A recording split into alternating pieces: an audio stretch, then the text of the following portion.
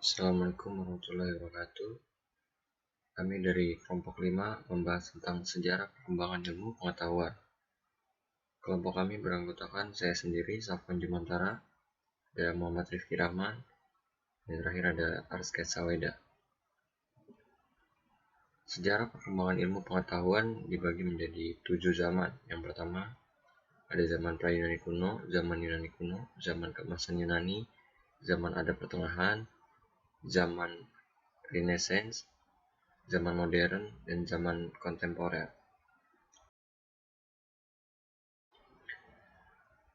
Zaman pra-Yunani kuno di dalam zaman purba secara garis besar ada dua masa yang tercatat. Masa itu diantaranya masa zaman batu, masa 15.000 sampai 600 sebelum Masehi. Masa zaman batu mencangkup masa antara 4 juta sebelum Masehi sampai kira-kira 20.000 sampai 10.000 sebelum Masehi.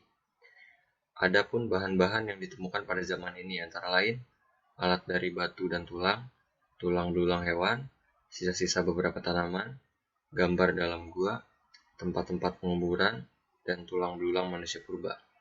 Setelah beberapa ratus ribu tahun manusia purba menemukan alat-alat batu, maka disusul menemukan api dan perunggu dan besi, dan akhirnya berhasil mendapatkan tanaman dan ternak. Masa 15.000 sampai kurang lebih 600 sebelum Masehi. Pada zaman ke-6 sebelum Masehi di Yunani lahir filsafat, di mana kemunculannya tersebut sebagai suatu peristiwa ajaib atau the Greek miracle. K. Bertens menyebut ada 3 faktor yang seakan-akan mendahului lahirnya filsafat, yaitu terdapat suatu mitologi yang kaya serta luas di mana mito-mito tersebut sudah merupakan percobaan manusia untuk menjawab pertanyaan-pertanyaan dalam hati manusia tentang alam. Lalu kesastraan Yunani, di mana karya puisi Homeros mendapatkan kedudukan yang istimewa dan dijadikan sebagai semacam buku pendidikan. Lalu pengaruh ilmu pengetahuan yang pada waktu itu sudah terdapat di Timur kuno. Zaman Yunani kuno merupakan periode penting sejarah peradaban manusia, karena pada saat itu terjadi perubahan pola pikir manusia dari mitologi atau pola pikir masyarakat yang sangat mengandalkan mitos untuk menjelaskan fenomena alam, seperti gempa bumi dan pelangi, ke yang lebih rasional atau akal. Pada zaman ini merupakan zaman kemasan Yunani, karena pada masa ini orang memiliki kebebasan untuk mengungkapkan ide atau pendapatnya. Pada zaman ini tidak ada lagi yang mempercayai mitologi atau pola pikir masyarakat yang mengandalkan mitos. Filosofi alam pertama yang mengkaji tentang asal-usul alam adalah pertama ada Thales dari 624 sampai 546 sebelum Masehi. Thales yang dijuluki Bapak Filsafat berpendapat bahwa asal alam adalah air. Menurut Anaximandros dari 610 sampai 510 sebelum Masehi, menurut Anaximandros, substansi pertama itu bersifat kekal, tidak terbatas dan meliputi segalanya yang dinamakan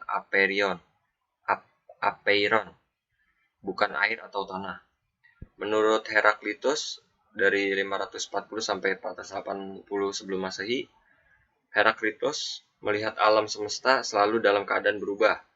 Baginya yang mendasar dalam alam semesta adalah bukan bahannya, melainkan aktor dan penyebabnya, yaitu api. Menurut Parmenides dari 515 sampai 440 sebelum Masehi, bertolak belakang dengan Heraklitus. Parmenides berpendapat bahwa realitas merupakan keseluruhannya yang bersatu, tidak bergerak dan tidak berubah. Menurut Pythagoras dari 580 sampai 500 sebelum Masehi, Pythagoras berpendapat bahwa bilangan adalah unsur utama alam dan sekaligus menjadi ukuran. Unsur-unsur bilangan itu adalah genap dan ganjil, terbatas dan tidak terbatas.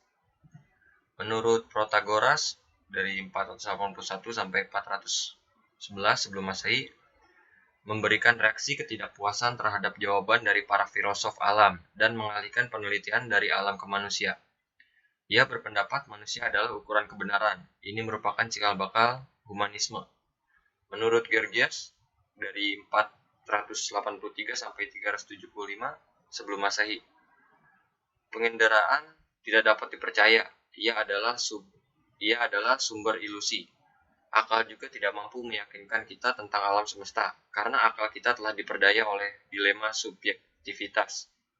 Menurut Socrates, dari 470 sampai 399 sebelum Masehi, membuktikan adanya kebenaran objektif. Itu tentang menggunakan metode yang bersifat praktis dan dijalankan melalui percakapan-percakapan.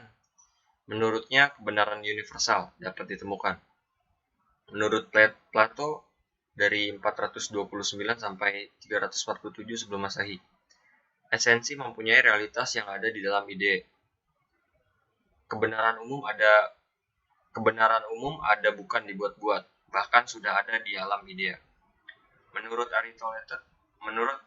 Aristoteles dari 384 sampai 322 sebelum Masehi, filosof yang pertama kali membagikan filsafat pada hal yang teoritis, logika, metafisika, dan fisika, dan praktis. Ada etika, ekonomi, dan politik. Zaman abad pertengahan.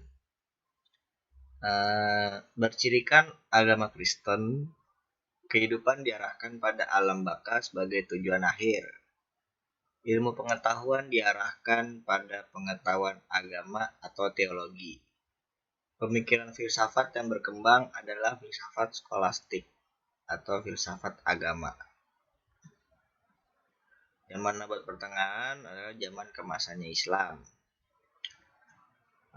Beberapa ilmuwannya antara lain Al-Farabi, Al-Khawarizmi, Al-Kindi, Al-Ghazali, Ibnu Sina, Ibnu Rushd, Ibnu Khaldun, Al-Razi, Ibnu Haytham, Al-Batani, dan lain sebagainya.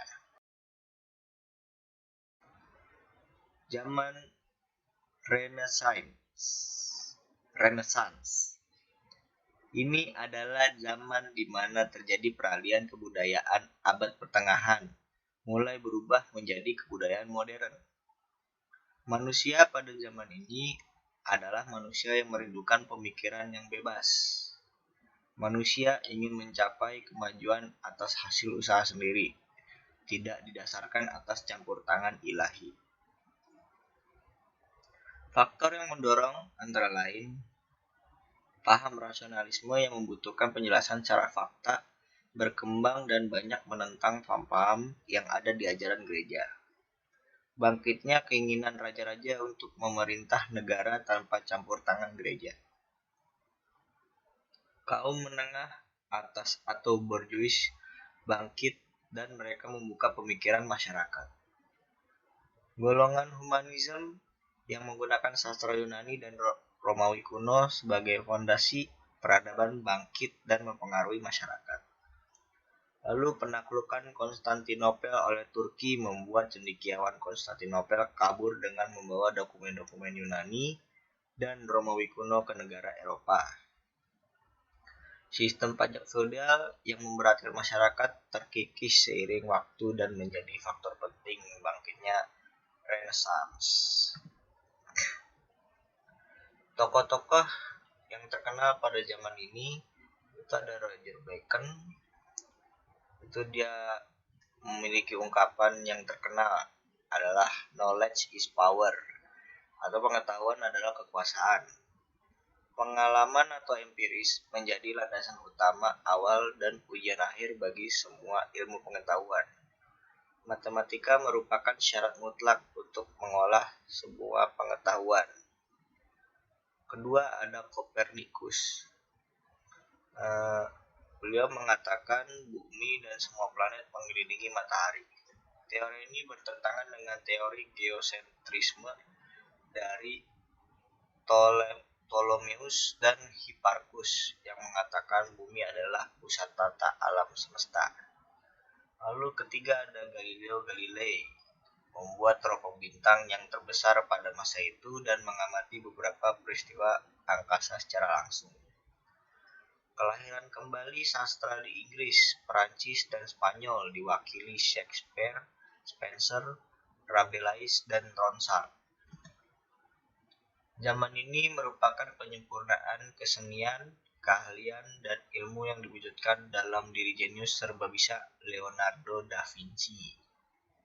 Lalu yang terakhir ditemukannya benua baru pada tahun 1492 Masehi oleh Columbus memberikan dorongan lebih keras untuk meraih kemajuan ilmu. Zaman modern. Pada zaman ini ditandai dengan berbagai penemuan ilmiah. Perkembangan ilmu pengetahuan pada zaman modern sesungguhnya sudah dirintis sejak zaman Renaissance. Tokoh yang menjadi pionir pada masa ini adalah satu, ada René Descartes tahun 1596 sampai 1650.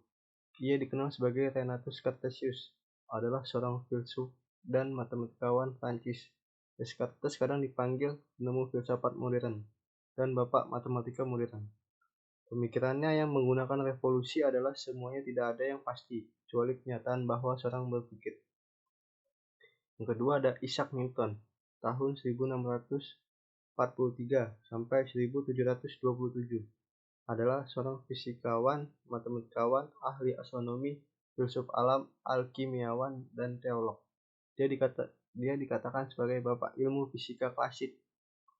Karyanya yang berjudul Philosophia Naturalis Principia Mathematica menjabarkan tentang hukum gravitasi dan 3 hukum gerak yang mendominasi pandangan sains mengenai alam semesta selama 3 abad ini.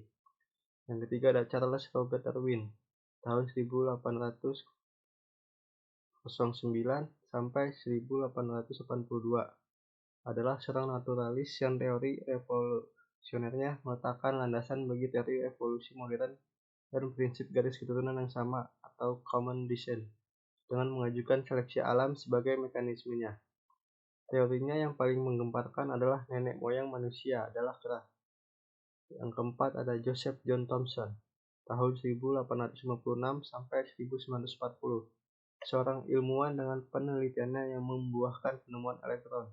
Thomson mengungkapkan bahwa gas mampu mengantarkan listrik. Ia menjadi seorang perintis ilmu fisika nuklir. Dia juga menemukan sebuah metode untuk memisahkan jenis atom dan sinar molekul yang berbeda dengan menggunakan sinar positif. Zaman kontemporer. Zaman ini bermula dari abad 20 Masehi dan masih berlangsung hingga saat ini. Zaman ini ditandai dengan adanya teknologi canggih dan spesialisasi ilmu-ilmu yang semakin tajam dan mendalam. Pada zaman ini, bidang fisika menempati kedudukan paling tinggi dan banyak dibicarakan oleh para filsuf. Hal ini disebabkan karena fisika dipandang sebagai dasar ilmu pengetahuan dan subjek materinya mengandung unsur-unsur fundamental yang membentuk alam semesta. Ilmuwan yang menonjol antara lain Albert Einstein. Dia mengemukakan teori relativitas dan juga banyak menyumbang bagi pengembangan mekanika kuantum, mekanika statistik, dan kosmologi. Dia dianugerahi penghargaan Nobel dalam fisika pada tahun 1921 untuk penjelasannya tentang efek fotoelektrik dan pengabdiannya bagi fisika teoretis. Rumus Einstein yang paling dikenal adalah E sama dengan mc². Linus Pauling mengarang sebuah buku yang berjudul The Nature of Chemical Bond, menggunakan prinsip-prinsip mekanika kuantum. Kemudian karya Pauling memuncak dalam pemodelan fisik DNA, yaitu rahasia kehidupan. Pada tahun ini juga James D. Watson, Francis Crick, dan Rosalind Franklin menjelaskan struktur dasar DNA, bahan genetik untuk mengungkapkan kehidupan dalam segala bentuknya. Hal ini memicu rekayasa genetika yang dimulai tahun 1990 untuk memetakan seluruh manusia genom atau dalam Human Genome Project, dan telah disebut-sebut memiliki manfaat medis yang besar. Selain kimia dan fisika, teknologi komunikasi dan informasi berkembang pesat pada zaman ini, yaitu 1. Listrik, elektronika atau transistor dan IC. Kedua ada robotika, yaitu mesin produksi dan mesin pertanian. Yang ketiga ada TV, radio, komputer, telepon. Keempat ada teknologi nuklir. Kelima ada transportasi. Keenam ada internet, fiber optik. Ketujuh ada rekayasa pertanian dan DNA. Ke-8 ada teknologi luar angkasa. 9 ada teknologi kesehatan. Ke-10 ada fotografi, kamera video, dan sebagainya. Sekian. Sekian presentasi dari kelompok kami. Kurang lebihnya mohon dimaafkan. Apabila ada kesalahan-kesalahan dalam menyebutkan kata-kata satu persatu, mohon dimaklumi. Bila ada yang ingin bertanya, silakan acungkan, sebutkan nama dan NPM. Assalamualaikum warahmatullahi wabarakatuh. Terima kasih.